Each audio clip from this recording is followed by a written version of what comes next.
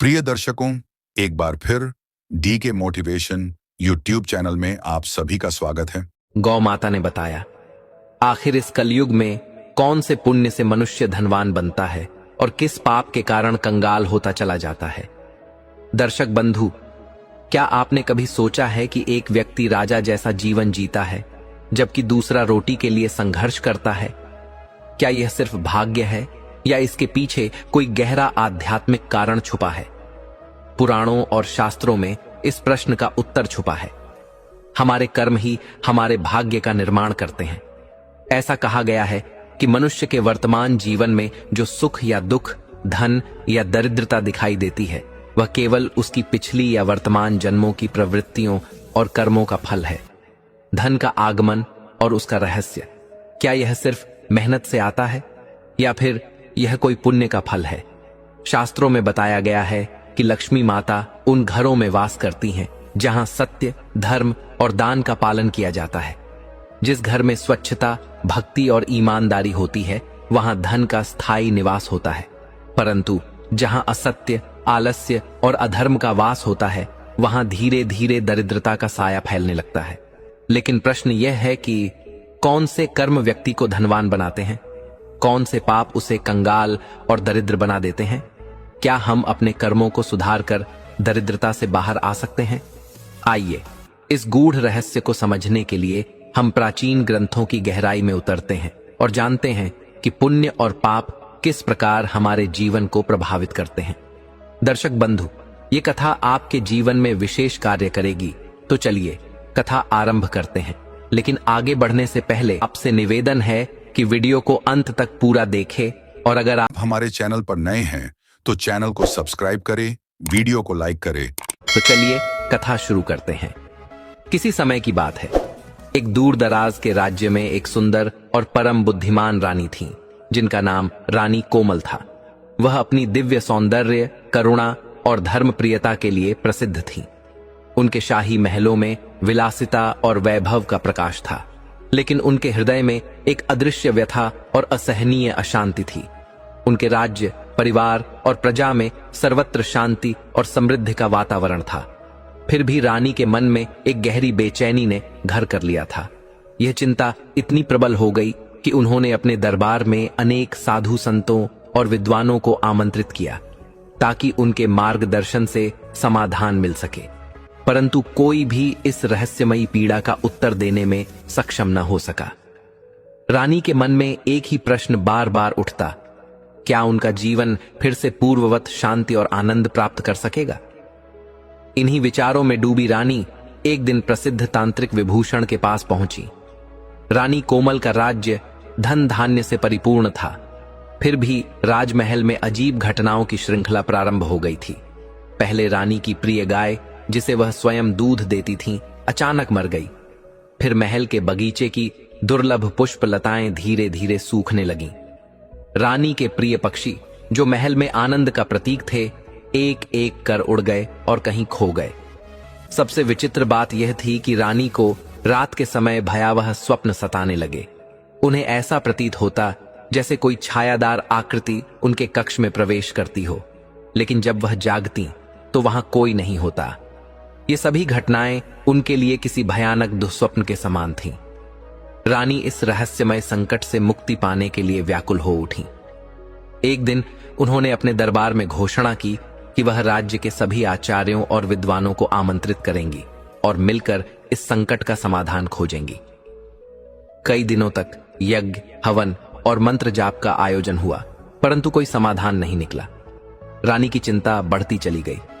तभी रानी ने सुना कि एक महान साधक, जो दूर दराज के घने जंगलों में तपस्या करता था, अत्यंत शक्तिशाली और रहस्यमय तंत्र मंत्र जानता था।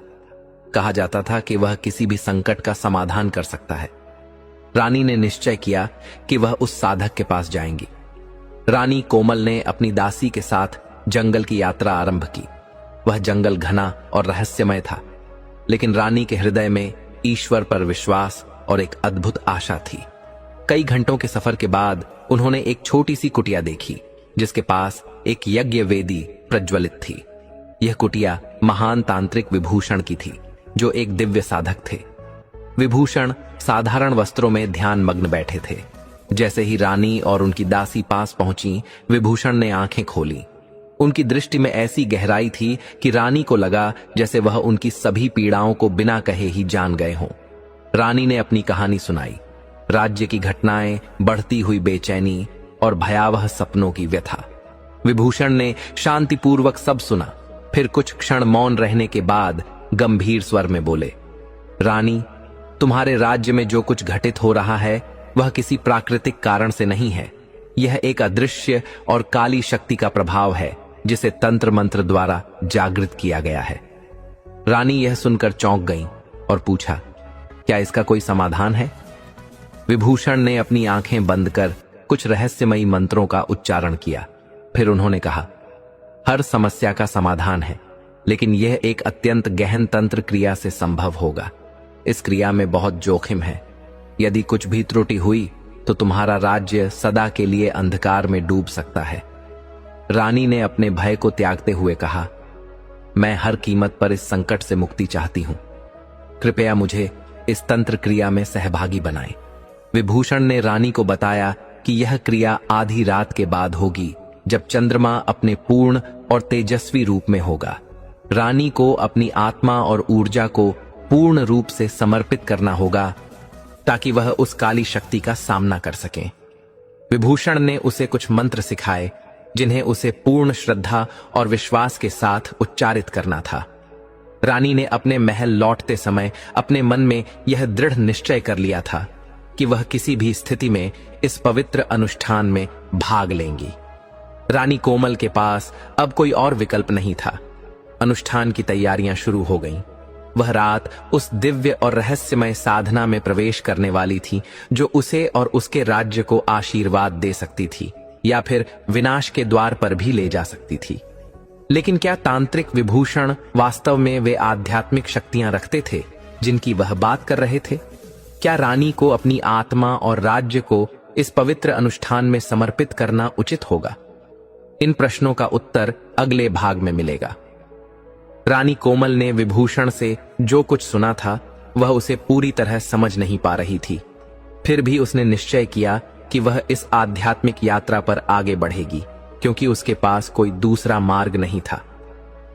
महल में लौटने के बाद उसने अपने परिवार और दरबार को सूचित किया कि वह कुछ दिनों के लिए राजमहल से बाहर रहेगी। उसका यह निर्णय अचानक और रहस्यमय था, लेकिन कोई नहीं जानता था कि वह किस कठिन और दिव्य साधना की ओर बढ़ रही थी। विभूषण ने कहा था कि इस अनुष्ठान को शुरू करने के लिए रानी को एकांत में रहना होगा और रात्रि के समय ही इस प्रक्रिया को संपन्न करना होगा। रानी को अपने महल के किसी स्थान को छोड़ने की आवश्यकता नहीं थी, बल्कि उसे अपने कक्ष में एक विशेष मंडल तैयार करने के लिए कहा गया था, जहां केवल तांत्रिक विभूषण और वह स्वयं उपस्थित रहेंगे। रानी कोमल ने महल के सबसे अंधेरे और शांत कक्ष को चुना, जो चांदनी रात में भी एक रहस्यमय अंधकार में डूबा रहता था। उस कक्ष में केवल एक छोटी सी लकड़ी की मेज थी, जिस पर विभूषण ने अपने आध्यात्मिक अनुष्ठान की सामग्री सजाई। रानी ने उनके निर्देशों का पालन करते हुए कक्ष को शुद्ध किया और वहां एक पवित्र मंडल बनाया। यह मंडल केवल शुद्धता का प्रतीक ही नहीं था, बल्कि यह आध्यात्मिक ऊर्जा को आकर्षित करने के लिए भी आवश्यक था। विभूषण ने रानी से कहा, तुम्हें इस प्रक्रिया के दौरान अपनी पूरी मानसिक और शारीरिक ऊर्जा को समर्पित करना होगा। इस साधना में तुम्हारी आत्मा का भाग भी सम्मिलित होगा, क्योंकि तुम्हारी आंतरिक शक्ति ही नकारात्मक ऊर्जा से संघर्ष करने की क्षमता रखती है। यह अनुष्ठान चुनौतीपूर्ण है, लेकिन यदि तुम श्रद्धा और विश्वास के साथ इसका पालन करोगी तो तुम अपने राज्य और आत्मा को इस संकट से मुक्त कर सकोगी। रानी कोमल ने पूर्ण समर्पण के साथ कहा, मैं तैयार हूं। चंद्रमा का आधा भाग आकाश में चमक रहा था और रात का अंधकार गहराता जा रहा था। विभूषण ने रानी को ध्यान करने का निर्देश दिया और स्वयं अपनी साधना की प्रक्रिया प्रारंभ की। उसने अपनी उंगलियों से कुछ विशेष मुद्राएं बनाई और एक एक करके उन मंत्रों का जाप करना शुरू किया जो आत्मिक उन्नति के लिए आवश्यक थे। एयुएम त्र्यंबकम यजामहे सुगंधिम पुष्टिवर्धनम उर्वारुकमिव बंधनान मृत्युर्मुक्षीय मामृतात। यह मंत्र गूंजने लगा और कक्ष का वातावरण अचानक बदलने लगा। तंत्र मंत्र की दिव्य ध्वनि ने रानी के अंतर्मन में एक अद्भुत हलचल उत्पन्न कर दी। उसकी आंखें बंद थीं, लेकिन वह अनुभव कर रही थी जैसे कोई अदृश्य शक्ति उसके चारों ओर प्रवाहित हो रही हो। विभूषण ने मंत्रों का पवित्र उच्चारण करते हुए कहा, अब तुम्हें इस शक्ति को अनुभव करना होगा। अपनी आत्मा को पूर्णतः खोल दो और जो दिव्य शक्ति तुम्हारे भीतर विद्यमान है उसे जागृत करो। रानी ने गहरी सांस ली और अपनी मानसिक एवं शारीरिक ऊर्जा को ध्यान में केंद्रित किया। वह अनुभव करने लगी कि उसकी आंतरिक शक्ति किसी चुंबक की भांति जागृत हो रही है, जैसे वह एक अन्य दिव्य लोक से जुड़ने वाली हो। तभी उसने अनुभव किया कि कक्ष में कोई हलचल हो रही है, जैसे अंधकार में कोई अदृश्य साया घूम रहा हो। उसकी बंद आंखों के सामने एक दृश्य उभरा। एक काली छाया धीरे धीरे उसकी ओर बढ़ रही थी। रानी का हृदय जोर जोर से धड़कने लगा, लेकिन उसने अपनी आंतरिक शक्ति और विश्वास को बनाए रखा। बिना किसी भय के वह उस छाया का सामना करने के लिए तैयार थी। वह आकृति धीरे धीरे आकार लेने लगी और रानी ने अनुभव किया कि यह कोई दुष्ट आत्मा थी जो उसके राज्य और आत्मा को अभिशप्त करने के लिए आई थी। उसका स्वरूप भयंकर था। काले धुएं में लिपटी हुई अंधकार की प्रतीक बनकर वह आगे बढ़ रही थी। तांत्रिक विभूषण ने मंत्रों का उच्चारण तेज कर दिया। हाँ हाँ हाँ, उसने जोर से कहा, और वह छाया कुछ क्षण के लिए रुक गई। रानी के भीतर अचानक एक दिव्य ऊर्जा जागृत हो गई, जैसे कोई अदृश्य शक्ति उसमें प्रवाहित हो रही हो। उसने अपनी आंखों में विश्वास और साहस भरकर उस छाया को चुनौती दी। तुम जो भी हो, यह राज्य और मेरी आत्मा मेरी है। कोई भी शक्ति मुझे और मेरे राज्य को नष्ट नहीं कर सकती।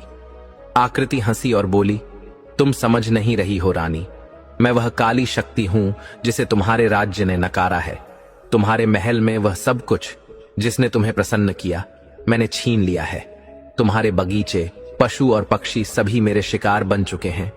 लेकिन रानी ने साहस के साथ उसका सामना किया। विभूषण की सहायता से उसने मंत्रों का उच्चारण जारी रखा। धीरे धीरे वह काली आकृति कमजोर होने लगी। रानी ने अपनी आंतरिक शक्ति को और जागृत किया। उसका आत्मविश्वास बढ़ता गया। रानी की आंखों से आंसू बहने लगे, लेकिन ये आंसू भय के नहीं बल्कि संकल्प और विश्वास के थे। उसने अपने अस्तित्व को पूर्णतः तंत्र मंत्र की प्रक्रिया में समर्पित कर दिया। जैसे ही उसने मंत्रों का जाप किया, उसने अनुभव किया कि उसका शरीर और आत्मा पूर्णतः शुद्ध हो गए हैं। काली आकृति घबराई और मंत्रों की दिव्य ऊर्जा से परास्त होकर धुएं की लपटों में विलीन हो गई। जब अनुष्ठान संपन्न हुआ तो कक्ष का वातावरण पवित्रता और शांति से भर गया।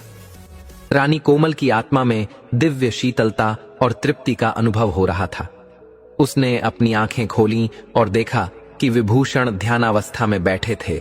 उनके चेहरे पर संतोष और तृप्ति का भाव था। तुमने विजय प्राप्त की रानी, विभूषण ने कहा। तुमने अपनी आंतरिक शक्ति को जागृत किया और काली शक्ति को परास्त कर दिया। अब तुम्हारा राज्य फिर से शांतिपूर्ण रहेगा। लेकिन स्मरण रखना, यह शक्ति सदैव तुम्हारे भीतर विद्यमान रहेगी। तुम्हें अपने राज्य और जीवन को इस शक्ति के साथ संयम और संतुलन में रखना होगा। रानी कोमल ने अपनी विजय की ओर देखा और उसका मन आत्मविश्वास से भर गया। अब उसे विश्वास हो गया था कि सच्चे मार्ग पर चलने के लिए केवल बाहरी शक्ति नहीं बल्कि आंतरिक शक्ति और साहस भी अत्यंत आवश्यक है। रानी कोमल ने जिस प्रकार तंत्र मंत्र के माध्यम से काली शक्ति को परास्त किया, अब वह अपने राज्य को एक नई दिशा देने के लिए तैयार थी। लेकिन क्या यह अंत था या फिर कोई और रहस्य उसके और उसके राज्य के सामने आने वाले थे? रानी कोमल ने जिस कठिन संघर्ष से अपने राज्य और आत्मा की रक्षा की थी, उसके बाद महल में एक नई सुबह आई। चारों ओर का वातावरण शांति और पवित्रता से भर गया। रानी ने जो शक्ति प्राप्त की थी, उसे अपने राज्य और प्रजा की भलाई के लिए प्रयोग करने का संकल्प लिया। लेकिन इसका अर्थ यह नहीं था कि सब कुछ समाप्त हो गया था। काली शक्ति का नष्ट होना केवल एक अध्याय का अंत था, एक नई शुरुआत जिसमें रानी को अपनी जिम्मेदारियों और चुनौतियों का सामना करना था। वह जानती थी कि तंत्र मंत्र की अदृश्य शक्ति को परास्त करना केवल पहली विजय थी। आगे और भी संघर्ष उसके मार्ग में आएंगे, रानी कोमल ने महल में कई परिवर्तन किए। उसने दरबार के पुराने मंत्रियों को बदल दिया और नए, युवा और योग्य मंत्रियों को नियुक्त किया, जो न केवल प्रशासन में कुशल थे बल्कि धार्मिक और आध्यात्मिक दृष्टि से भी जागरूक थे। रानी ने यह सुनिश्चित किया कि अब महल में किसी भी प्रकार की तंत्र मंत्र या काले जादू की छाया न रहे। विभूषण से प्राप्त दिव्य शक्तियों का वह पूरी श्रद्धा और सावधानी से प्रयोग करने लगी। हर निर्णय और हर कार्य में उसने अपनी आंतरिक शक्ति और जागरूकता का उपयोग किया। वह जानती थी कि अब वह केवल अपने राज्य की रानी नहीं थी, बल्कि उसकी आत्मा भी उन रहस्यमय दिव्य शक्तियों से जुड़ चुकी थी जो सदैव उसके साथ बनी रह सकती थीं। राज्य के भीतर रानी की नीतियों और उसके नेतृत्व का प्रभाव शीघ्र ही दिखाई देने लगा। प्रजा में एक नई ऊर्जा का संचार हुआ। लोग खुशहाल हो गए, किसानों के खेत हरे भरे हो गए, व्यापार बढ़ने लगा और महल में पहले जैसी शांति और समृद्धि लौट आई। लेकिन रानी ने यह भी महसूस किया कि कुछ रहस्यमय घटनाएं अभी भी हो रही थीं। एक रात रानी को फिर से वही डरावनी आभा महसूस हुई। वही छाया जिसने कुछ समय पहले उसकी आत्मा को चुनौती दी थी, उसे फिर से महसूस होने लगी। महल की दीवारों में किसी अदृश्य शक्ति की गूंज और उपस्थिति का आभास होने लगा। क्या वह काली शक्ति पूरी तरह परास्त हो चुकी थी या फिर वह किसी नए रूप में लौट रही थी? रानी ने इन घटनाओं को हल्के में नहीं लिया। उसने विभूषण को बुलाया क्योंकि उसे महसूस हो रहा था कि कुछ और रहस्य उसके राज्य में गहरे छुपे हुए हैं। विभूषण के आगमन पर रानी ने उसे सारी घटनाओं के बारे में बताया। विभूषण ने कहा, रानी, तुम्हें यह समझने की आवश्यकता है कि तंत्र मंत्र और काली शक्तियां कभी पूरी तरह समाप्त नहीं होती। वे ऊर्जा के रूप में विद्यमान रहती हैं जो समय समय पर जागृत हो सकती है। तुम्हें अपने राज्य और आत्मा को हमेशा सचेत और जागरूक रखना होगा। तुम्हारी शक्तियां तुम्हारे भीतर ही हैं, लेकिन तुम्हें उन्हें संतुलित और संयमित रूप से प्रयोग करना होगा। यही तंत्र मंत्र की वास्तविक सीख है। रानी को यह समझ में आ गया कि उसकी यात्रा अब केवल एक तंत्र मंत्र के परास्त करने तक सीमित नहीं थी। यह एक निरंतर जागरूकता और आध्यात्मिक संतुलन की प्रक्रिया थी। रानी ने विभूषण से और गहरे ज्ञान की मांग की। विभूषण ने उसे समझाया, काली शक्ति का कोई स्थायी रूप नहीं होता। वह न तो पूर्णतः जीवित होती है और न ही मृत। यह केवल ऊर्जा का स्वरूप है जो भय, आक्रोश और नफरत से उत्पन्न होती है। यदि कोई व्यक्ति इन नकारात्मक भावनाओं से प्रभावित होता है तो यह शक्ति उसे अपनी ओर आकर्षित कर सकती है। तुमने जिस प्रकार अपनी आंतरिक शक्ति को जागृत किया है, वही तुम्हारी सबसे बड़ी सुरक्षा है। किसी भी प्रकार की नकारात्मक ऊर्जा को तुम अपने भीतर प्रवेश करने से रोक सकती हो। यह शक्ति तुम्हारे भीतर सदैव विद्यमान है, बस तुम्हें इसे नियमित रूप से सक्रिय और शुद्ध रखना होगा। विभूषण ने आगे कहा, कभी कभी यह अंधकार बहुत चतुराई से प्रकट होता है। तुम्हें अपनी चेतना और शक्ति को सदैव जागृत रखना होगा। रानी को महल में फिर से रहस्यमय घटनाओं का आभास होने लगा। एक दिन महल के एक कोने में एक दुर्लभ पुस्तक पाई गई जो एक प्राचीन तंत्र मंत्र के रहस्यों को दर्शाती थी। यह पुस्तक साधारण पुस्तकों जैसी नहीं थी। इसके पन्नों पर जले हुए प्रतीक और रहस्यमय शब्द अंकित थे। रानी ने तुरंत उस पुस्तक को विभूषण को दिखाया। विभूषण ने पुस्तक को देखते ही उसकी गंभीरता को समझ लिया। उसने कहा, यह एक प्राचीन तंत्र मंत्र की किताब है जिसे किसी पुराने तंत्र साधक ने लिखा था। इसका उद्देश्य बुरी शक्तियों को नियंत्रित करना था, लेकिन यह अत्यंत खतरनाक भी हो सकता है। इसे खोलना और पढ़ना एक गहरी और जोखिम भरी प्रक्रिया है। रानी ने मन ही मन विचार किया कि क्या यह वही पुस्तक थी जिसने पहले महल में काली शक्ति को प्रकट किया था? क्या यह वही ग्रंथ था जिसने उसे भय और मानसिक उलझन में डाला था? रानी ने विभूषण से इस पुस्तक के रहस्यों के बारे में अधिक जानकारी प्राप्त की। उसे झांत हुआ कि यह पुस्तक महल में किसी न किसी रूप में पहले भी प्रकट हो चुकी थी और इसी के कारण काली शक्तियों ने अपना मार्ग खोज लिया था। रानी ने दृढ़ निश्चय कर लिया कि अब उसे इस पुस्तक के रहस्यों को एक अंतिम बार सुलझाना होगा और तंत्र मंत्र की प्रक्रिया के माध्यम से इस शक्ति का स्थायी समाधान निकालना होगा। विभूषण ने रानी को चेतावनी दी कि इस बार तंत्र मंत्र की साधना अत्यंत कठोर और गहन होगी, क्योंकि यह पुस्तक और इससे जुड़ी शक्तियां महल और राज्य के लिए एक बड़ा खतरा बन सकती थीं। विभूषण ने कहा, तुम्हारे पास दो मार्ग हैं रानी, या तो तुम इस पुस्तक को पूरी तरह से नष्ट कर दो या फिर इसे खोलकर इसकी शक्ति को अपने नियंत्रण में ले आओ। लेकिन यदि तुम इसे खोलने का निर्णय लेती हो तो यह सुनिश्चित कर लो कि तुम्हारी आत्मा पूरी तरह जागरूक रहे और तुम प्रत्येक कदम सावधानी पूर्वक उठाओ। रानी ने अपनी आंतरिक शक्ति को महसूस किया और राज्य की भलाई के लिए एक कठिन निर्णय लिया। इस बार वह अपनी संपूर्ण ऊर्जा का प्रयोग करके इस रहस्यमय पुस्तक और उसमें छुपी काली शक्तियों को परास्त करने के लिए तत्पर थी। अब रानी कोमल के सामने एक नई चुनौती थी। क्या वह इस पुस्तक को खोलने का जोखिम उठाएगी और इसे अपने नियंत्रण में ले आएगी, या फिर यह उसे उस अंधकार में वापस खींच लेगा जिससे वह पहले मुक्त हो चुकी थी? यह प्रश्न गहरे और रहस्यमय थे, क्योंकि यह केवल एक साधना का युद्ध नहीं था, यह आत्मा की एक दीर्घ लड़ाई थी। रानी कोमल को अपनी शक्ति की सबसे बड़ी परीक्षा देनी थी। वह पुस्तक, जो पहले उसके राज्य में भय और अशांति का कारण बन चुकी थी, अब फिर से उसके समक्ष थी। विभूषण ने चेताया था कि यह पुस्तक एक दुष्ट तंत्र शक्ति का केंद्र है, जो जितनी शक्तिशाली है उतनी ही घातक भी हो सकती है। अब रानी को यह निर्णय लेना था कि वह इस पुस्तक के रहस्यों की गहराई में जाएगी या इसे पूरी तरह से नष्ट कर देगी। लेकिन रानी का मन और आत्मा इस बार पूरी तरह जागरूक थे। उसे अब किसी भय का सामना नहीं था। रानी ने विभूषण से अंतिम बार परामर्श किया। विभूषण ने कहा, रानी, तुम पहले से कहीं अधिक शक्तिशाली हो, लेकिन तुम्हारे सामने अब सबसे बड़ी परीक्षा है। यह पुस्तक महल के भीतर गहरे रहस्यों और प्राचीन तंत्र मंत्र का संग्रह है। यदि तुम इसे खोलने का निर्णय लेती हो तो तुम्हें अपनी आत्मा को पूर्णतः केंद्रित और शुद्ध रखना होगा। भय और संशय के लिए इस साधना में कोई स्थान नहीं है। रानी ने सोचा, मैं पहले काली शक्ति का सामना कर चुकी हूं, लेकिन क्या इस बार मैं इस पुस्तक के भीतर छिपी वास्तविक शक्ति से निपटने के लिए तैयार हूं? उसने अपने मन को शांत किया और विभूषण से कहा, मैं इसे खोलने जा रही हूं। मुझे विश्वास है कि मेरी आंतरिक शक्ति और शुद्धता इस बार भी विजय दिलाएंगे। विभूषण ने रानी की आंतरिक शक्ति और संकल्प को देखकर सिर झुकाया और कहा, यदि तुम्हारा हृदय दृढ़ है तो इस यात्रा में तुम्हारे साथ समस्त ब्रह्मांड की शक्तियां होंगी।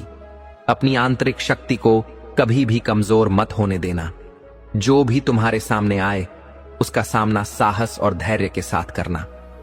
रानी और विभूषण ने महल के सबसे एकांत कक्ष में जाने का निर्णय लिया, जहां वे बिना किसी विघ्न के इस रहस्यमय पुस्तक की शक्ति को नियंत्रित कर सकते थे। कक्ष में गहरा अंधकार व्याप्त था, लेकिन विभूषण ने वहां चारों ओर मंत्रों के जप के साथ दीपक प्रज्वलित किए। रानी ने पुस्तक को ध्यानपूर्वक देखा। उसके आवरण पर उकेरे गए प्रतीक और तंत्र मंत्र की पंक्तियां रहस्यमय और विलक्षण थीं। वे प्राचीन काल के किसी अज्ञात तंत्र से संबंधित प्रतीत हो रही थीं। रानी ने धीरे से पुस्तक का आवरण खोला। जैसे ही उसने पहला पृष्ठ पलटा, कक्ष का वातावरण अचानक परिवर्तित हो गया। एक रहस्यमयी शांति अंधकार में व्याप्त हो गई और हवा में एक हल्का कंपन महसूस हुआ। रानी ने अपने दिल की धड़कनों को नियंत्रित किया और आगे के पृष्ठों को पलटना जारी रखा। प्रथम पृष्ठ पर लिखा था, अंधकार से प्रकाश की ओर। यह वाक्य मानो एक संकेत था, जो रानी को यह बताने का प्रयास कर रहा था कि उसकी यह यात्रा केवल बाहरी नहीं, बल्कि एक गहन आंतरिक यात्रा भी होगी। विभूषण ने रानी को तंत्र मंत्र की एक और जटिल साधना के लिए तैयार किया। यह वह क्षण था जब रानी को अपनी आत्मा और शरीर को पूरी तरह इस अनुष्ठान में समर्पित करना था। विभूषण ने मंत्रों का उच्चारण शुरू किया और रानी ने अपनी भीतर की ऊर्जा को अनुभव करना प्रारंभ किया। एक अदृश्य शांति के साथ उसने मंत्रों का अनुसरण किया। जैसे जैसे वह आगे बढ़ी, रानी को लगा कि वह किसी अज्ञात शक्ति के संपर्क में आ रही है। ओम श्री क्लीं। विभूषण के मंत्रों के साथ ही रानी की आंखों के सामने एक दृश्य उभरा। एक विशाल अंधकारमय रूप सामने था, एक शक्ति जो सब कुछ निगलने की क्षमता रखती थी। यह वही काली शक्ति थी जिसे रानी पहले परास्त कर चुकी थी, लेकिन इस बार वह और अधिक विशाल और भयावह रूप में प्रकट हुई थी। रानी ने अपनी आंखें बंद की और धीरे धीरे अपने भीतर के दिव्य प्रकाश को अनुभव किया। वह जानती थी कि यही प्रकाश उसका सबसे बड़ा शस्त्र था। उसने मंत्रों को आत्मसात किया और आत्मविश्वास से कहा, तुम जितनी भी शक्तिशाली हो, मैं तुम्हें परास्त करने के लिए तैयार हूं। मेरी आत्मा में वह शक्ति है जिसे तुम कभी नहीं हरा सकती। विभूषण ने देखा कि रानी का आभा मंडल धीरे धीरे चमकने लगा। उसकी आंखों में एक आंतरिक ज्योति थी जो तंत्र मंत्र की शक्ति से कहीं अधिक प्रभावशाली प्रतीत हो रही थी। रानी की आंतरिक शक्ति ने काली शक्ति को चुनौती दी और धीरे धीरे उसे दबाना प्रारंभ कर दिया। काली शक्ति ने रानी को डराने का प्रयास किया, लेकिन रानी ने धैर्य और संयम से अपनी शक्ति का उच्चारण किया। जैसे ही उसने अपनी ऊर्जा का संपूर्ण उपयोग किया, काली शक्ति विकृत होने लगी। उसकी ऊर्जा नष्ट होने लगी और वह बिखर गई। पुस्तक के पन्ने एक एक कर जलने लगे और कक्ष में दिव्य शांति का आभास हुआ। रानी ने अपनी आंखें खोलीं और देखा कि अंधकार पूरी तरह नष्ट हो चुका था। वह अकेली खड़ी थी, लेकिन उसके चारों ओर दिव्य शांति और ऊर्जा का एहसास था। उसकी आंखों में एक नई ज्योति और उसके हृदय में अडिग विश्वास जागृत था। विभूषण ने आकर कहा, तुमने इसे कर दिखाया रानी। यह तुम्हारी आंतरिक शक्ति और साहस का प्रमाण है। तुमने अंधकार से प्रकाश की ओर बढ़ने का मार्ग दिखाया है। अब तुम्हारा राज्य सशक्त और सुरक्षित रहेगा। रानी ने अंततः काली शक्ति और तंत्र मंत्र की छाया को नष्ट कर दिया था। महल और राज्य में फिर से शांति और पवित्रता लौट आई। प्रजा विश्वास और संतोष के साथ अपनी दिनचर्या में लौट आई। रानी कोमल अब केवल अपनी शक्ति के लिए नहीं, बल्कि अपनी बुद्धिमत्ता, धैर्य और संयम के लिए भी प्रसिद्ध हो गई थी।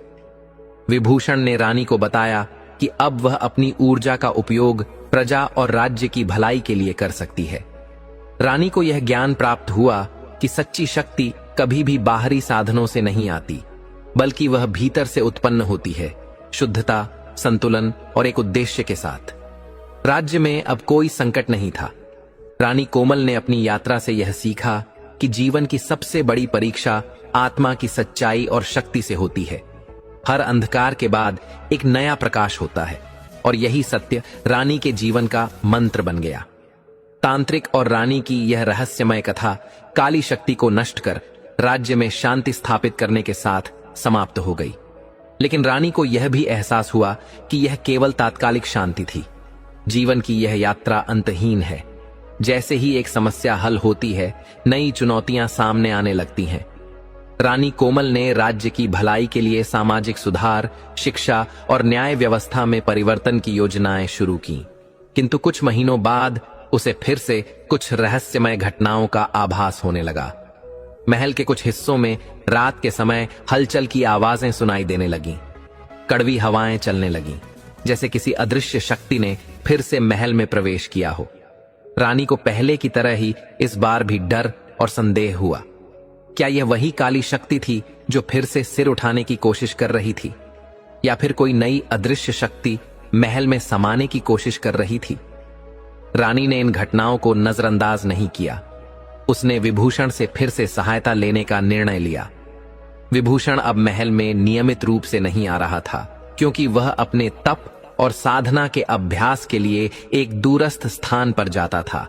लेकिन रानी ने उसे तुरंत बुलवा लिया। विभूषण, मैं फिर से वही छाया महसूस कर रही हूं। महल में कुछ ठीक नहीं है। क्या यह वही काली शक्ति है या कुछ और है? रानी ने घबराए हुए स्वर में कहा।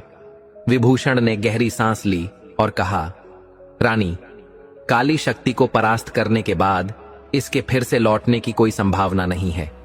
लेकिन इसका यह अर्थ नहीं कि महल में दूसरी शक्ति प्रवेश नहीं कर सकती।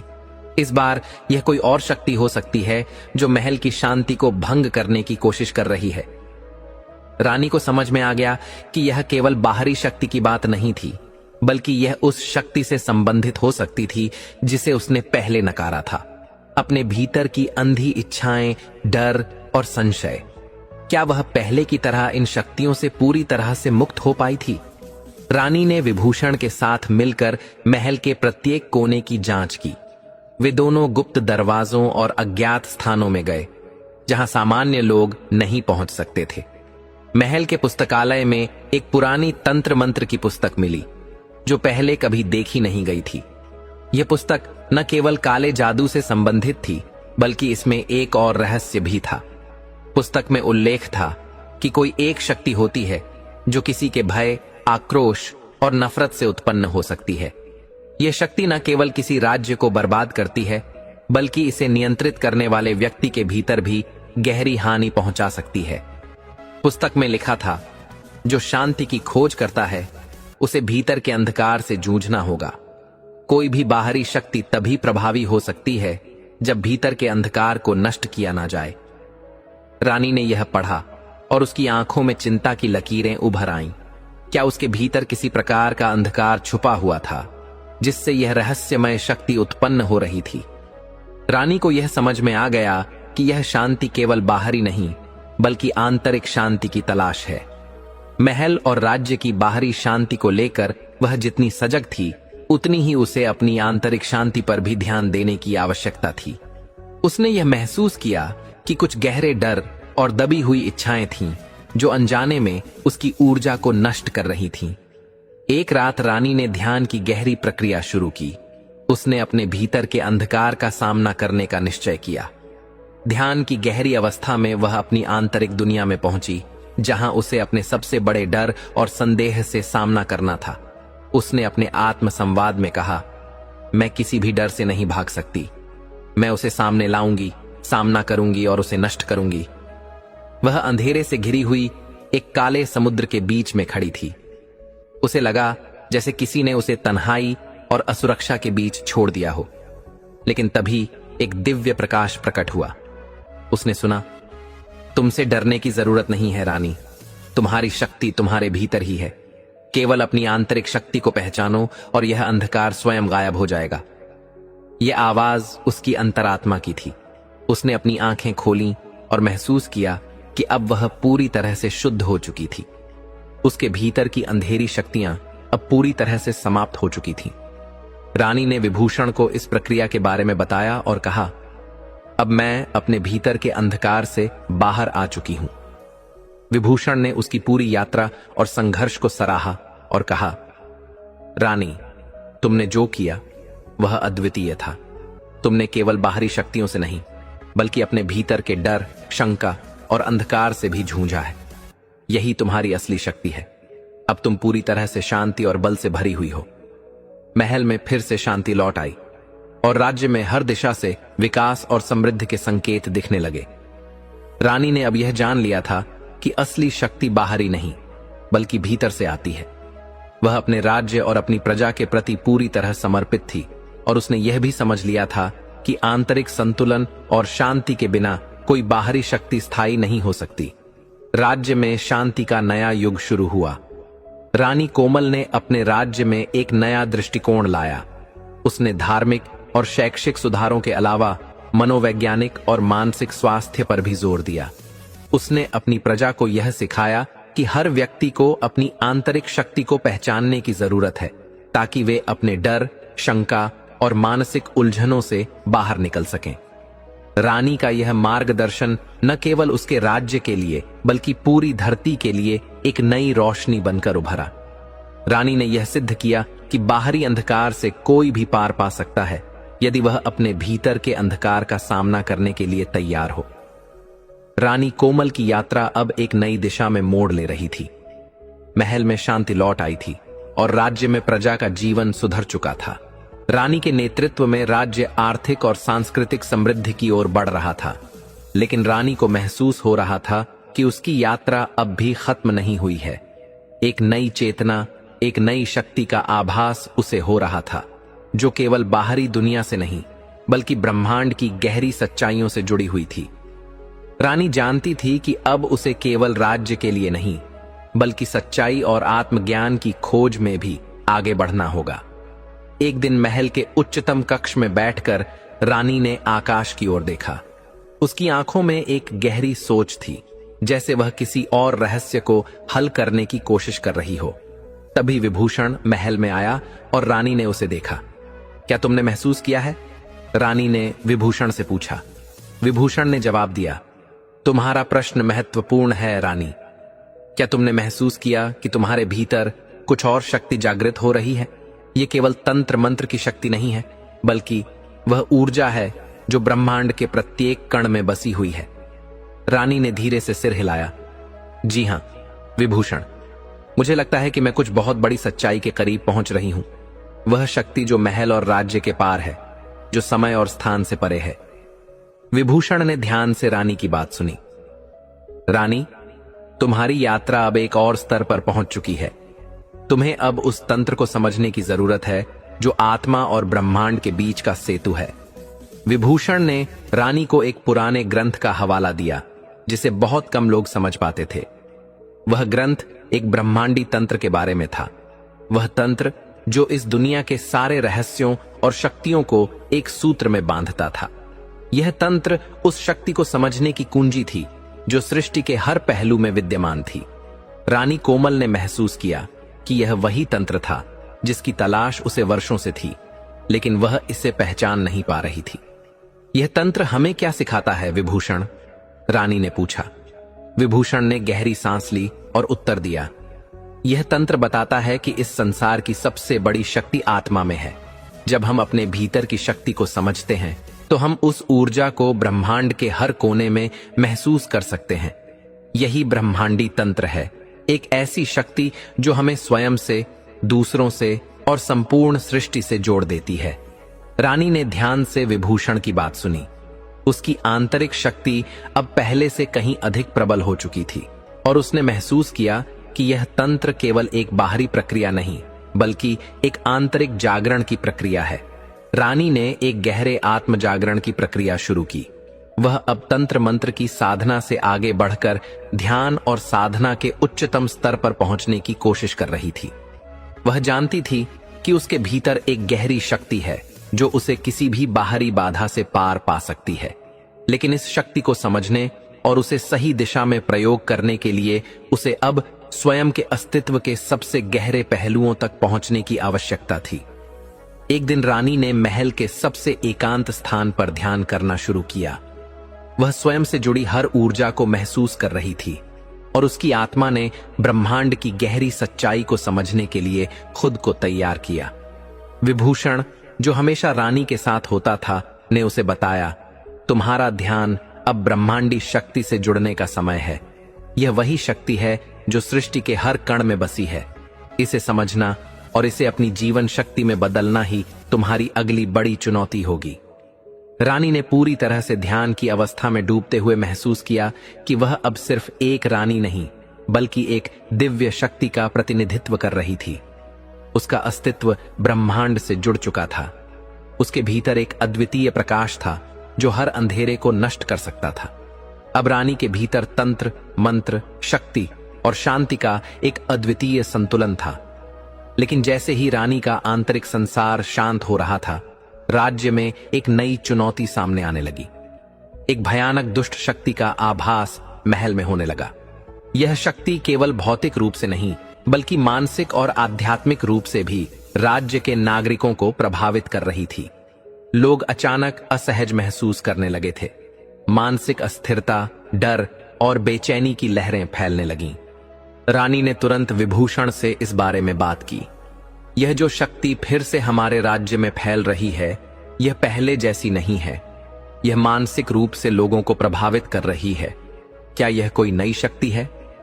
विभूषण ने सिर झुकाया और कहा, रानी, यह एक नई प्रकार की तंत्र शक्ति हो सकती है जो मानसिक क्षेत्रों में हस्तक्षेप करती है। यह शक्ति बाहरी नहीं, बल्कि आंतरिक रूप से उत्पन्न होती है। इसका नियंत्रण बहुत मुश्किल हो सकता है, लेकिन यदि हम इसे समझकर इसके साथ जुड़ते हैं तो इसे नष्ट भी किया जा सकता है। रानी ने समझ लिया कि यह चुनौती पहले से अलग थी। यह एक मानसिक युद्ध था, एक ऐसी शक्ति जो केवल मन और आत्मा को ही नहीं, बल्कि राज्य की सामाजिक और मानसिक स्थिरता को भी चुनौती दे रही थी। अब उसे इस नई शक्ति का सामना करने के लिए अपनी पूरी आंतरिक शक्ति और तंत्र का उपयोग करना होगा। रानी ने इस बार अपनी मानसिक शक्ति और ध्यान को और गहरा किया। वह जानती थी कि अब उसे केवल बाहरी शक्तियों से नहीं, बल्कि भीतर की अंधी इच्छाओं और डर से भी लड़ना होगा। उसने अपनी साधना को और प्रगाढ़ किया और धीरे धीरे महल में फैली मानसिक अस्थिरता को खत्म करने के लिए एक विशेष तंत्र मंत्र की प्रक्रिया शुरू की। तंत्र मंत्र के उच्चतम स्तर पर रानी ने एक नई शक्ति को महसूस किया। वह शक्ति जो केवल उसके भीतर नहीं बल्कि राज्य के हर व्यक्ति के भीतर भी विद्यमान थी। यह शक्ति थी मानसिक जागरूकता की शक्ति। रानी ने इस शक्ति को सक्रिय किया और राज्य के लोगों के भीतर फैली मानसिक अस्थिरता को खत्म करने के लिए ध्यान और तंत्र मंत्र का प्रयोग किया। रानी का विश्वास था कि जब तक हर व्यक्ति अपने भीतर की शक्ति और शांति को पहचानता है, तब तक कोई भी बाहरी या मानसिक शक्ति उसे प्रभावित नहीं कर सकती। रानी कोमल की यह यात्रा एक नई दिशा में थी। उसने अपनी आंतरिक शक्ति और ब्रह्मांडी तंत्र से जुड़कर न केवल राज्य को बचाया, बल्कि उसने अपने भीतर की सबसे गहरी शक्ति को भी जागृत किया। अब वह समझ चुकी थी कि असली तंत्र मंत्र केवल बाहरी शक्तियों से नहीं, बल्कि हमारे भीतर की शक्ति से आता है। राज्य में शांति फिर से स्थापित हुई और रानी का राज्य अब केवल एक भौतिक राज्य नहीं, बल्कि एक मानसिक, आध्यात्मिक और ब्रह्मांडी जागरण का केंद्र बन चुका था। रानी कोमल ने यह सिद्ध कर दिया कि किसी भी संकट का समाधान केवल बाहरी नहीं, बल्कि हमारे भीतर की शांति और शक्ति से होता है। राज्य अब एक नई चेतना के साथ आगे बढ़ रहा था और रानी कोमल ने अपने राज्य और आत्मा को एक नई ऊंचाई पर पहुंचाया। रानी कोमल की आंतरिक यात्रा अब एक नई अवस्था में थी। उसने अपनी मानसिक, आध्यात्मिक और तंत्र मंत्र की शक्ति को एकत्रित कर राज्य में शांति और समृद्धि का वातावरण बनाया था। लेकिन वह जानती थी कि यह केवल एक आंशिक विजय थी, क्योंकि ब्रह्मांडी ऊर्जा की गहरी सच्चाई को समझने के लिए उसे और अधिक आंतरिक जागरण की आवश्यकता थी। रानी अब उस स्थान पर पहुंच चुकी थी जहां सिर्फ तंत्र मंत्र और शक्तियां काम नहीं आती। अब उसे जीवन के सबसे गहरे रहस्यों का सामना करना था, वह रहस्य जो सृष्टि और अस्तित्व से जुड़ा हुआ था। रानी को महसूस हो रहा था कि उसकी यात्रा की असली चुनौती अभी बाकी थी। वह आत्मज्ञान की उस उच्चतम अवस्था तक पहुंचने के लिए तैयार थी जहां उसे पता चलता कि राज्य की शक्ति, तंत्र मंत्र की शक्ति और ब्रह्मांडी शक्तियां एक दूसरे से कैसे जुड़ी होती हैं। रानी कोमल ने एक दिन महल के पुस्तकालय में पुराने ग्रंथों का गहन अध्ययन करना शुरू किया। उसे एक रहस्यमय ग्रंथ मिला जिसमें ब्रह्मांडी तंत्र से जुड़ी कई पुरानी शास्त्रियों और सूत्रों का उल्लेख था। उसमें लिखा था, सृष्टि में हर राज्य, हर सत्ता और हर शक्ति का एक अदृश्य चेहरा है। यही चेहरा वह है जिसे समझने से पूरी दुनिया की सच्चाई उजागर होती है। कोई भी राज्य तब तक स्थिर नहीं रह सकता जब तक वह अपनी आंतरिक सच्चाई को न पहचान ले। रानी ने यह वाक्य पढ़ते ही महसूस किया कि यह केवल उसके राज्य के बारे में नहीं, बल्कि खुद उसके अस्तित्व के बारे में था। क्या वह सचमुच अपनी आंतरिक सच्चाई को पूरी तरह समझ पा रही थी? क्या राज्य में स्थापित शांति और समृद्धि असली थी या यह केवल एक बाहरी परत थी?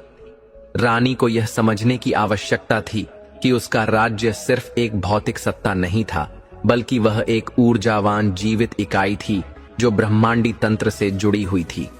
उसने विभूषण को इस बारे में बताया और उससे पूछा, विभूषण, क्या तुमने कभी इस बात पर विचार किया है कि हमारे राज्य की शक्ति केवल बाहरी नहीं है? क्या इसमें कोई अदृश्य तंत्र काम कर रहा है? विभूषण ने गंभीरता से कहा, रानी, तुम सही कह रही हो। हर राज्य, हर सत्ता और हर अस्तित्व का एक अदृश्य तंत्र होता है। यह तंत्र हमें इस सृष्टि से जोड़ता है। हमारे राज्य के भीतर जो शक्ति हम महसूस कर रहे हैं, वह केवल बाहरी प्रभाव से नहीं, बल्कि हमारे आंतरिक तंत्र से उत्पन्न हो रही है। रानी ने सिर झुकाया और इस नई सच्चाई को समझने की कोशिश की। वह जानती थी कि अब उसे केवल बाहरी तंत्र, मंत्र और शक्तियों को नहीं, बल्कि सच्चे ब्रह्मांडी तंत्र को समझने की जरूरत थी। रानी ने अपनी साधना और ध्यान को एक नई दिशा दी।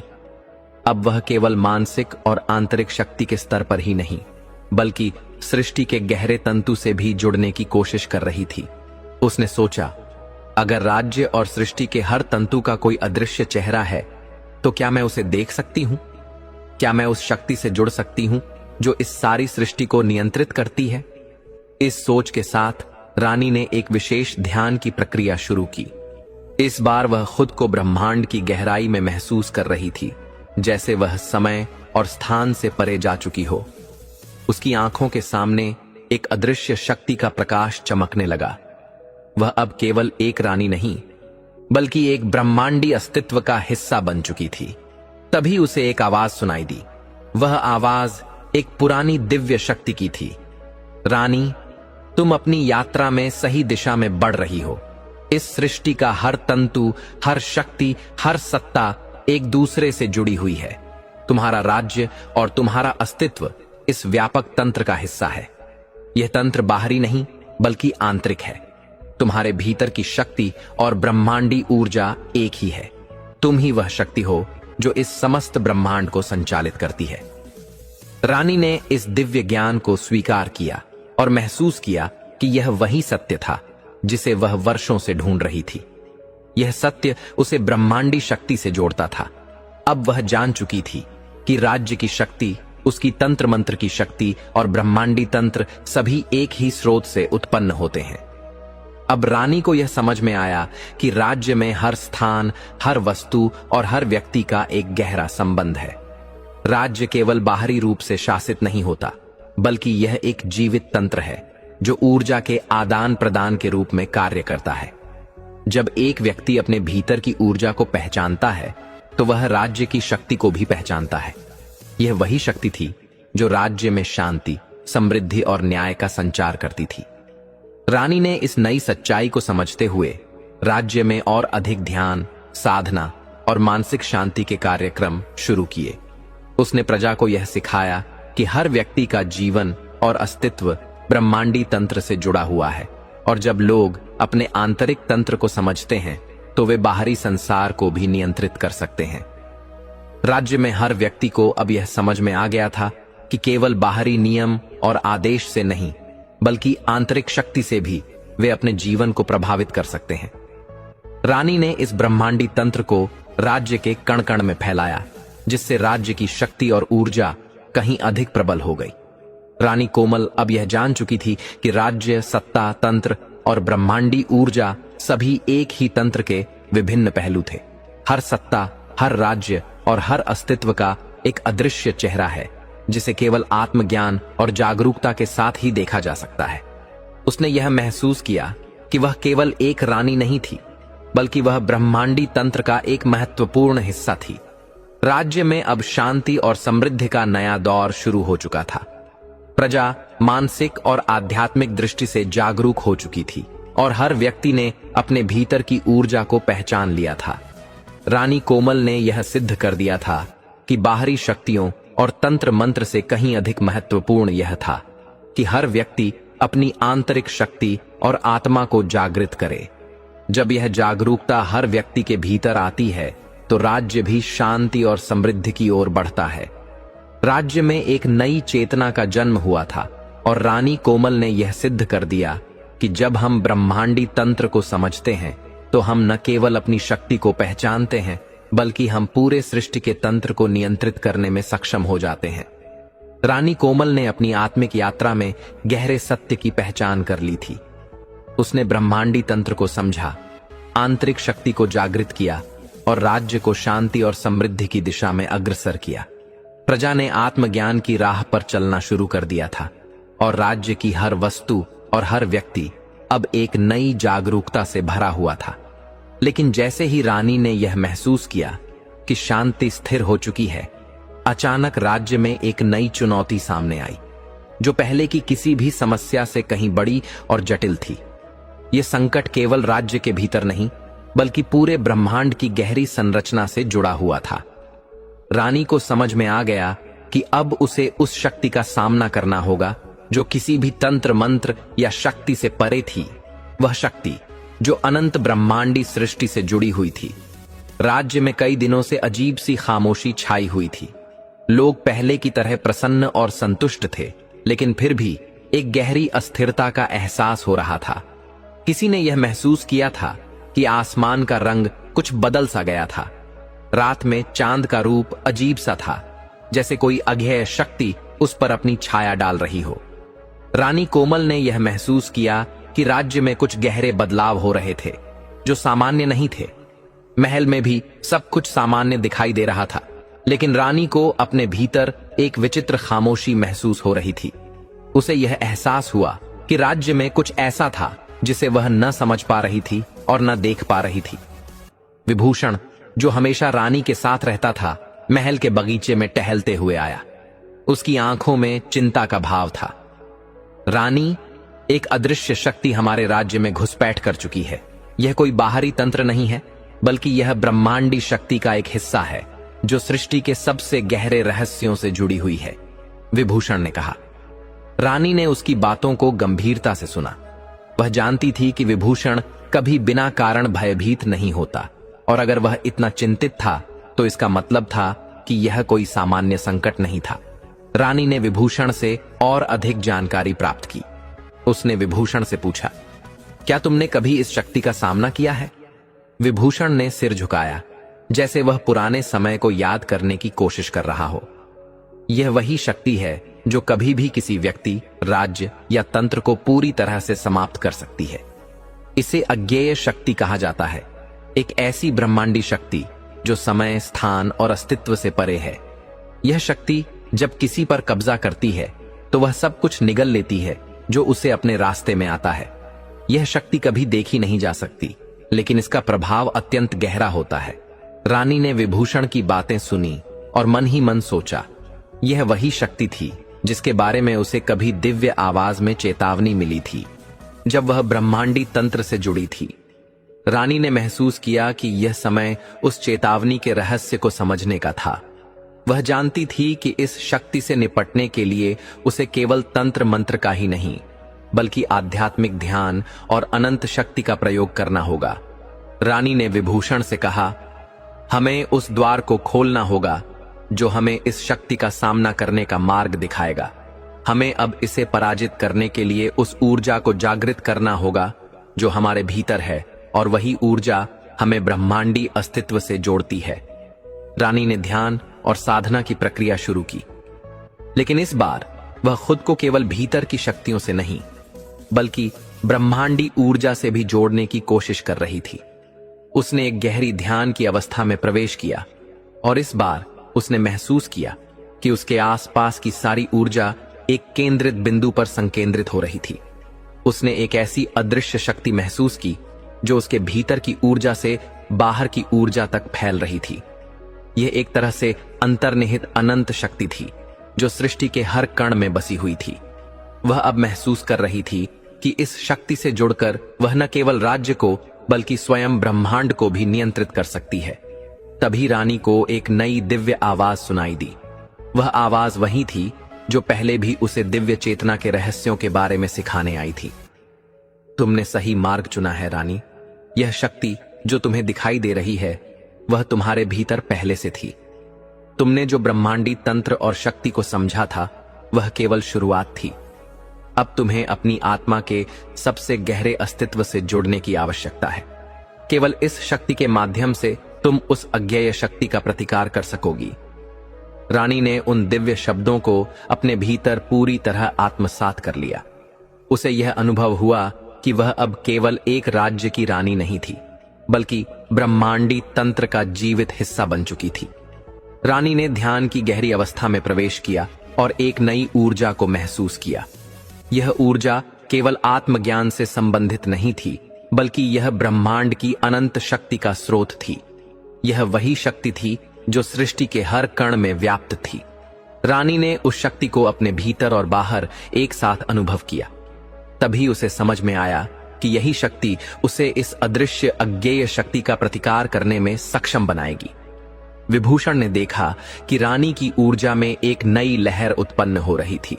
उसकी आंखों में एक दिव्य तेज और प्रकाश था जो पहले कभी नहीं था। रानी ने अपनी आंतरिक शक्ति को पूरी तरह से पहचान लिया था। अब वह उस अनंत ब्रह्मांडी शक्ति का हिस्सा बन चुकी थी। उसने अनुभव किया कि यह वही शक्ति थी जो पूरे ब्रह्मांड को नियंत्रित करती है। जब वह इसे सही दिशा में प्रयोग करेगी तो राज्य, प्रजा और ब्रह्मांड में शांति और समृद्धि का एक नया युग आएगा। रानी ने अपनी ऊर्जा और ध्यान के माध्यम से उस अदृश्य शक्ति का सामना किया। वह शक्ति अब उसे नियंत्रित करने का प्रयास कर रही थी, लेकिन रानी ने अपनी आंतरिक शक्ति से उसे झकझोर कर छोड़ दिया। यह शक्ति उसकी कमजोरियों और संदेहों को देखकर उसे प्रभावित करने की कोशिश कर रही थी। रानी ने उन सभी आंतरिक कमजोरियों का सामना किया और अपनी आत्मशक्ति के प्रकाश से उन्हें नष्ट कर दिया। अंत में वह अज्ञेय शक्ति, जो सृष्टि के सबसे गहरे रहस्यों से जुड़ी थी, हार मान गई। रानी की आत्मज्ञान, शांति और अनंत ऊर्जा से उसकी पकड़ ढीली हो गई और वह धीरे धीरे समाप्त हो गई। राज्य में एक नई सुबह का आगमन हुआ। रानी कोमल ने न केवल अपनी शक्ति को पहचान लिया था, बल्कि उसने उस अदृश्य ब्रह्मांडी शक्ति का भी प्रतिकार किया था, जो सृष्टि के सबसे गहरे रहस्यों से जुड़ी थी। अब राज्य में न केवल बाहरी शांति थी, बल्कि हर व्यक्ति के भीतर आंतरिक शांति और जागरूकता का संचार हुआ था। राज्य की शक्ति अब एक नई दिशा में प्रवाहित हो रही थी। रानी कोमल ने यह सिद्ध कर दिया कि असली शक्ति न केवल बाहरी तंत्रों और मंत्रों में है, बल्कि आत्मज्ञान, आंतरिक ऊर्जा और ब्रह्मांडी तंत्र में निहित है। जब हम अपनी शक्ति को पहचानते हैं, तो हम न केवल राज्य या प्रजा को, बल्कि पूरे ब्रह्मांड को नियंत्रित करने की क्षमता प्राप्त कर सकते हैं। रानी कोमल ने अपनी यात्रा में कई परतों को खोला था, लेकिन अब अपनी आंतरिक शक्ति और ब्रह्मांडी तंत्र की समझ के बावजूद उसने महसूस किया कि यह कहानी अभी समाप्त नहीं हुई थी। राज्य में शांति लौट आई थी। प्रजा का जीवन नए ज्ञान और जागरूकता से परिपूर्ण हो चुका था। फिर भी एक गहरी खामोशी थी जो रानी को परेशान कर रही थी। वह जानती थी कि ब्रह्मांडी तंत्र और शक्ति का कोई अंतिम बिंदु नहीं है, यह अनंत है। उसने अनुभव किया कि यह यात्रा केवल बाहरी शक्ति के अस्तित्व तक सीमित नहीं हो सकती। उसे और गहरी समझ की आवश्यकता थी। एक दिन महल के बगीचे में टहलते हुए रानी को एक नया विचार आया। उसने सोचा, क्या सच में मैंने ब्रह्मांड की हर शक्ति को समझ लिया है? क्या मैं वास्तव में उस अंतिम तंत्र तक पहुंच चुकी हूं जिसे मैं महसूस कर रही थी? रानी के भीतर एक आंतरिक प्रश्न उठ रहा था। क्या वह केवल राज्य की शक्ति को समझने तक सीमित रही, या उसने सृष्टि की उस शाश्वत शक्ति को पूरी तरह पहचान लिया है जो ब्रह्मांड के हर कण में विद्यमान है? रानी ने विभूषण से इस बारे में बात की। विभूषण ने उसकी चिंता को समझ लिया और कहा, रानी, तुम सही कह रही हो। ब्रह्मांडी शक्ति और तंत्र अनंत है। यह कोई निश्चित प्रक्रिया नहीं है, बल्कि यह एक निरंतर विस्तार और जागरूकता की यात्रा है।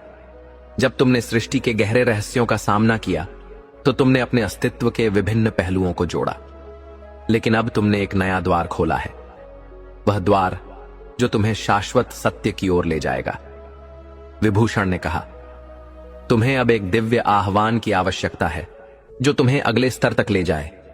यह आह्वान तुम्हारे आत्मज्ञान को परिष्कृत करेगा और तुम्हारी शक्ति को शाश्वत रूप में जागृत करेगा। रानी ने ध्यान से उसकी बात सुनी। उसे एहसास हुआ कि उसका मार्ग अभी भी अधूरा था। वह शाश्वत सत्य की ओर अग्रसर होना चाहती थी, वह सत्य जो समय और स्थान से परे है। रानी ने अपनी साधना की प्रक्रिया को और गहरा किया। वह अब केवल अपने राज्य के लिए नहीं, बल्कि अपने अस्तित्व और ब्रह्मांड के प्रत्येक कण के लिए ध्यान कर रही थी। एक दिन जब रानी ने अपने महल के उच्चतम स्थान पर ध्यान की अवस्था में प्रवेश किया, उसने अनुभव किया कि वह एक अद्वितीय स्थिति में है। यह वह स्थिति थी जहां समय और स्थान की सीमाएं मिट जाती हैं और केवल शाश्वत ऊर्जा और शक्ति का अनुभव होता है। रानी के चारों ओर एक दिव्य प्रकाश फैला।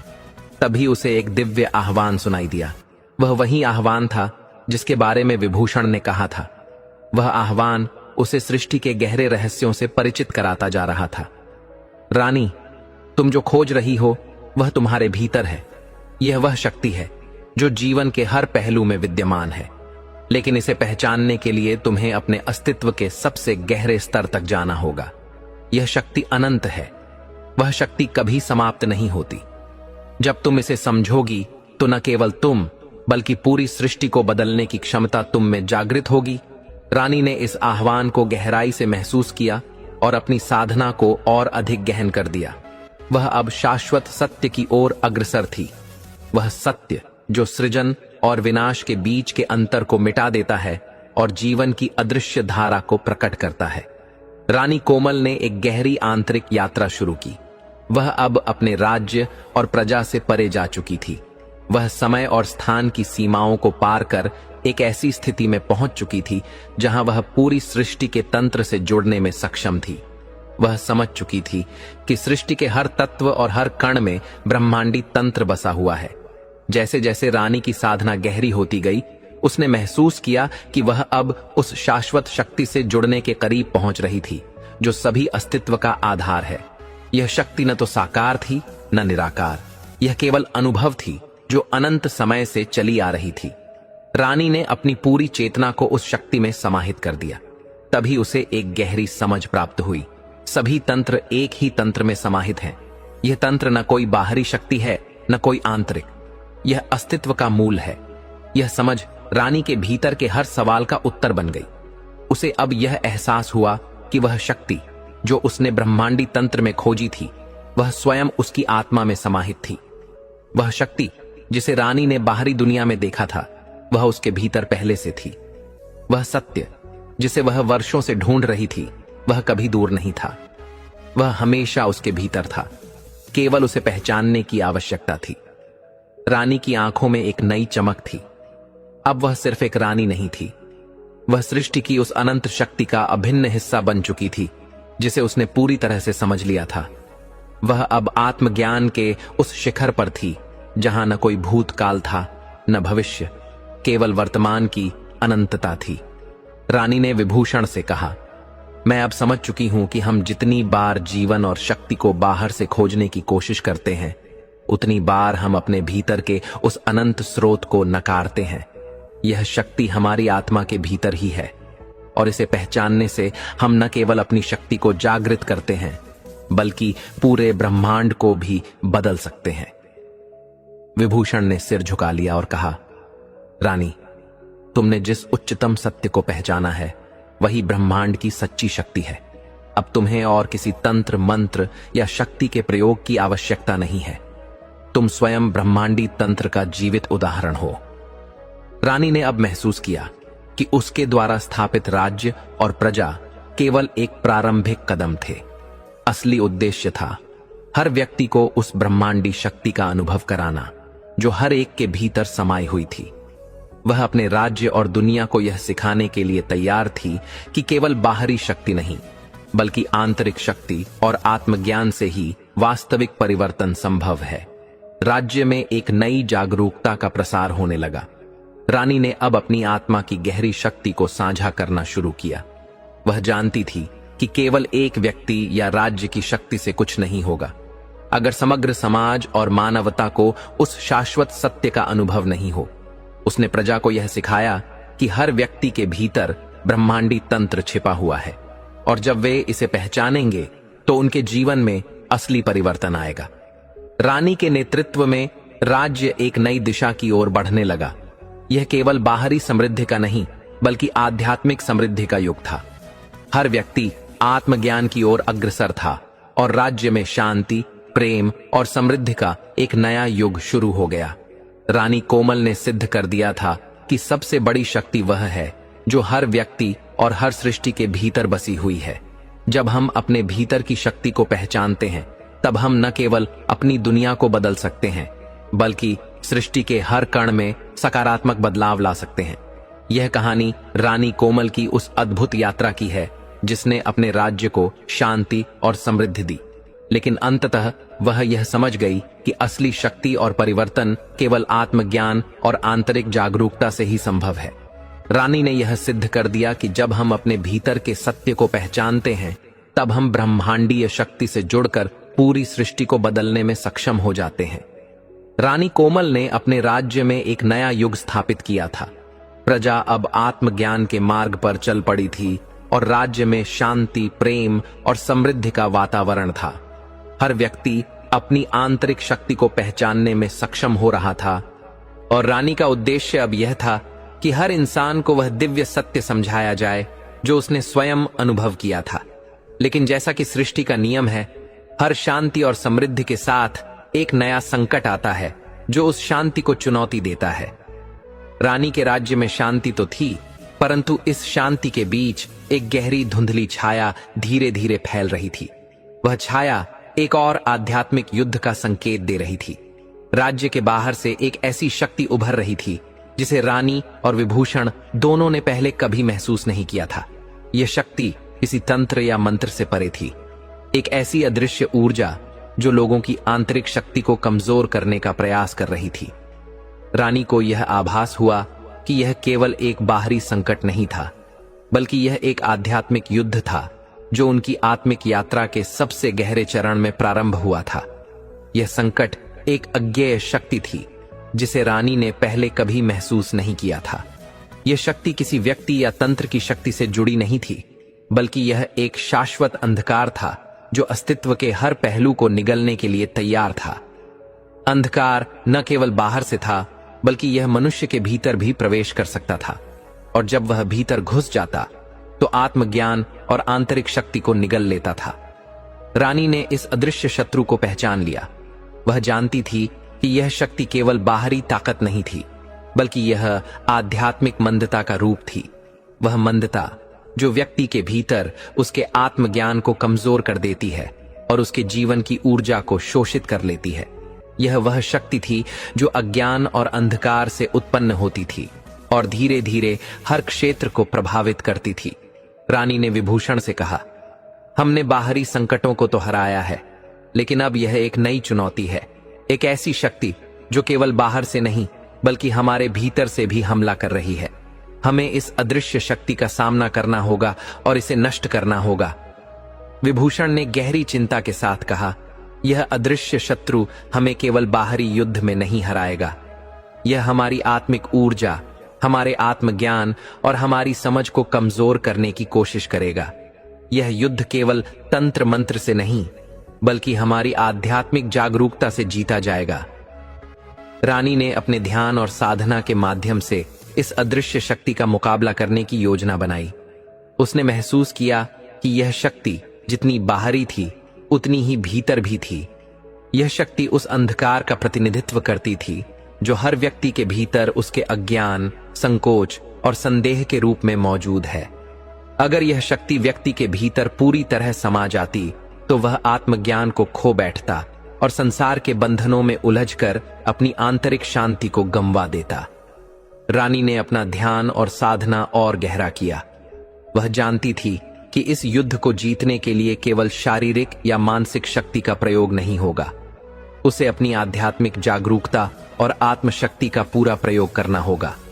वह स्वयं अपने भीतर के अंधकार और उजाले के बीच संतुलन बनाने का प्रयास करने लगी।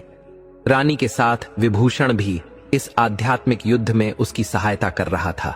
उसने रानी से कहा, इस अदृश्य शक्ति का प्रतिकार करने के लिए हमें अपने भीतर की सबसे गहरी शक्ति को जागृत करना होगा।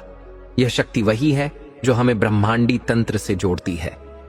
रानी ने अपने भीतर के प्रत्येक संदेह, भय और अज्ञान को पहचानना शुरू किया। वह जानती थी कि यह युद्ध केवल बाहरी शत्रु के खिलाफ नहीं था, बल्कि उसके अपने भीतर के अंधकार के खिलाफ था। रानी ने अपनी चेतना को उस ब्रह्मांडीय ऊर्जा से जोड़ लिया जो हर जीव के भीतर है। उसके भीतर एक दिव्य अग्नि प्रज्वलित हुई। उसने कहा, तुम्हारा अस्तित्व केवल अज्ञान और अंधकार से जुड़ा हुआ है, लेकिन मेरे भीतर ज्ञान और प्रकाश का स्रोत है। तुम कभी मुझे और इस संसार को अपने कब्जे में नहीं ले सकते। मैं वह शक्ति हूं जो सृष्टि की ऊर्जा को पहचानती है। तुम केवल भ्रम हो और इस भ्रम को मैं अपने आत्मज्ञान से नष्ट कर दूंगी।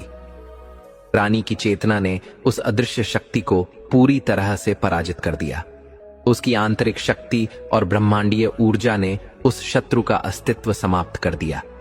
राज्य में शांति और संतुलन लौट आया। रानी ने सिद्ध कर दिया कि आध्यात्मिक युद्ध केवल बाहरी लड़ाई नहीं होती, यह एक आंतरिक लड़ाई है जिसे आत्मज्ञान, शांति और जागरूकता से ही जीता जा सकता है। रानी की इस आध्यात्मिक यात्रा ने सिद्ध कर दिया कि सच्ची शक्ति उस ब्रह्मांडी तंत्र से जुड़ने में है जो हर कण और हर अस्तित्व के भीतर विद्यमान है। दर्शक बंधु, कथा अभी यही खत्म नहीं होती। हम आगे यह भी जानेंगे कि कलयुग में मनुष्य के धनवान या कंगाल बनने के पीछे कुछ कारण होते हैं, जैसे पुण्य से धनवान बनने के कारण। 1. गौ माता की सेवा। जो व्यक्ति गौ सेवा करता है उसे धन और सुख समृद्धि प्राप्त होती है। 2. दान और धर्म कार्य। ईमानदारी से कमाए धन का एक हिस्सा दान करने से लक्ष्मी की कृपा बनी रहती है। 3. वृद्धों और जरूरतमंदों की सेवा। माता पिता और गरीबों की सहायता करने से घर में बरकत बनी रहती है। 4. सत्य और धर्म का पालन। सच्चाई और धर्म के मार्ग पर चलने वाला व्यक्ति हमेशा संपन्न रहता है। 5. वेदों और धार्मिक ग्रंथों का सम्मान, शास्त्रों का सम्मान और उनके अनुसार जीवन जीने से धन की प्राप्ति होती है। कंजूसी और कृतज्ञता। जरूरतमंदों की मदद न करना और कृतज्ञता दिखाना दरिद्रता को आमंत्रित करता है। गौ माता ने यह भी कहा कि मनुष्य को अपनी आत्मा को शुद्ध रखते हुए पुण्य के मार्ग पर चलना चाहिए, तभी वह सच्चे अर्थों में धनवान और सुखी बन सकता है। तो दोस्तों, आज हमने जाना कि कौन से पुण्य हमें धन और समृद्धि की ओर ले जाते हैं और कौन से पाप हमें कंगाल और दरिद्रता की ओर धकेल देते हैं। गौ माता के इन दिव्य उपदेशों को अपनाकर हम अपने जीवन में सुख, शांति और धन की वर्षा कर सकते हैं। प्रिय दर्शकों, हम आशा करते हैं आपको यह कहानी बेहद पसंद आई होगी और आप इस कहानी से बहुत ही प्रेरणा लेंगे। तो मिलते हैं आपसे अगली वीडियो में। तब तक के लिए अपना ख्याल रखिए और खुश रहिए। धन्यवाद।